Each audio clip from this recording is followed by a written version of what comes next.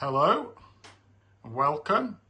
It's the man of the house here, and I've been asked to say a few words about the armour in this room, which has all been badly affected by our flood disaster, and a major part of the restoration will be repairing the armour.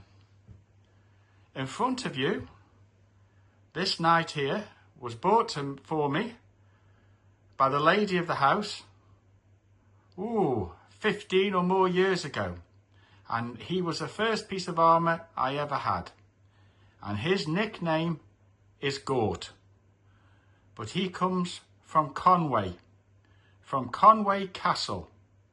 And he is supposed to be a great example of a 15th century suit of armour from the Agincourt period of the 100 Years' War, when the English conquered France. Now, as you can see, this suit of armour is fully wearable, lots of different pieces, and it's very complex when he needs cleaning to separate him and take him all apart. But as you can see, if we zoom in, unfortunately, with the high humidity and the flood waters, he is starting to rust and develop patina, which we like to keep him in tip-top condition. You can see his chainmail there. Very fancy, ornate armour, but starting to sustain some damage. When we look at the armour, it is like walking through history. And we have some amazing helmets here. The one, as you look at, on the right is called a sallet, which is typical of 14th century. A very sophisticated piece where the actual front comes off. That was purchased for me by my father many years ago, and he tried it on, and it actually got stuck on his head, and I have a photo of him wearing it. Next to this is a very iconic helmet of around 13th century, and it is what's called a pig face bassinet, because you can see the pointed nose making the wearer, quite scary actually, look like an animal. And you can see the holes in both noses for ventilation, so the knights could breathe. And again, both of these piece helmets are starting to brown and rust because of very high humidity. I will show you some more of the armour.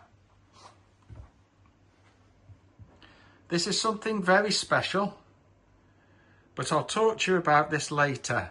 And today I'll focus on the helmets. Here again, we have 3 helmets from different periods.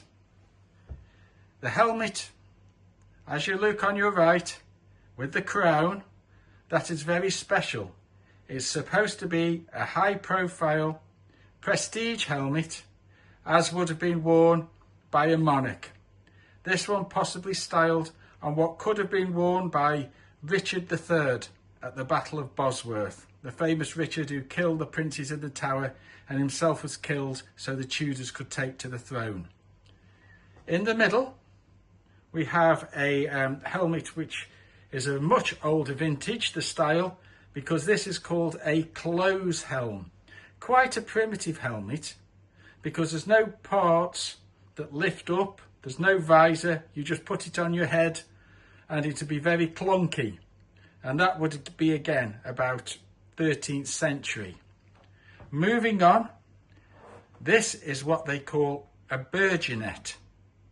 That's a typical example of one from Scotland, and that would be about 300 years later. But again, if we zoom in closely, we can see that all the leather work, the straps for the helmets, is starting to get very mouldy, and all helmets will quickly deteriorate and will require possibly professional restoration. Let me show you a few more as we walk through time.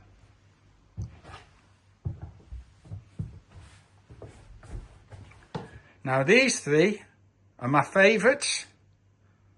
On your right, as you look here, this is really famous. This is perhaps the oldest.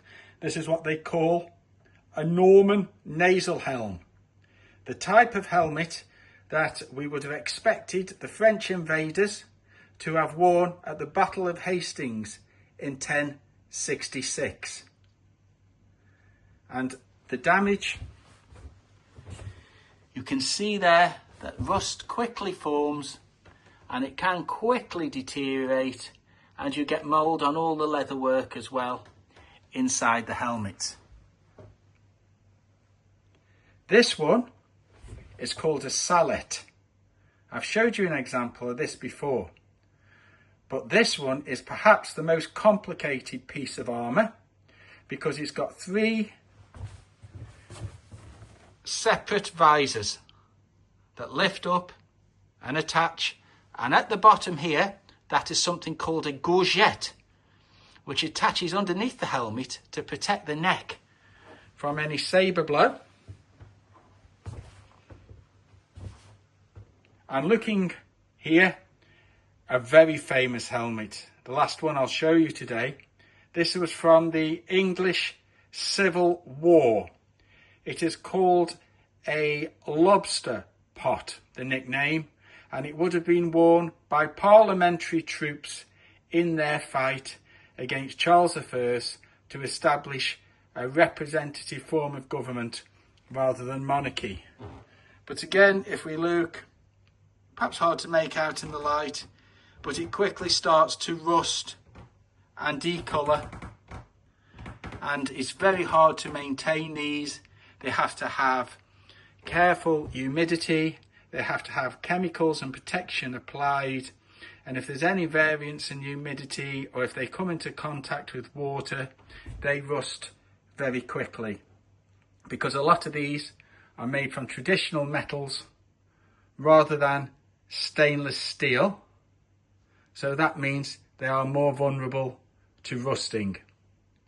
So to show you again, to walk through time, we have a 17th century English helmet, a European 13th century medieval helmet, a very early helmet from the 11th century, a Norman nasal helm.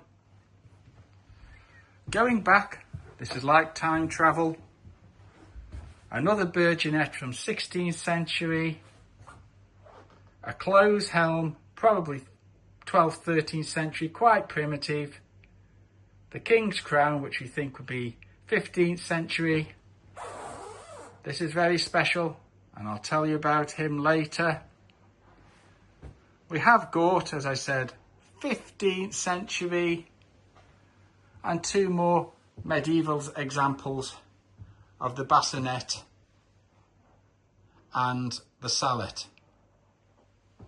It's going to be a considerable amount of work, if we look closely, to restore these.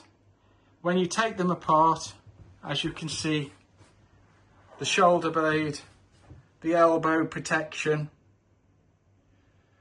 the gloves, the hands, every piece. If you look at the skirt as well, every piece is a separate piece of armour, and it can take hours to put it all back together, and you have to number them, the legs, the knees. This is all fully wearable and mobile, and that's why it is so complex to assemble.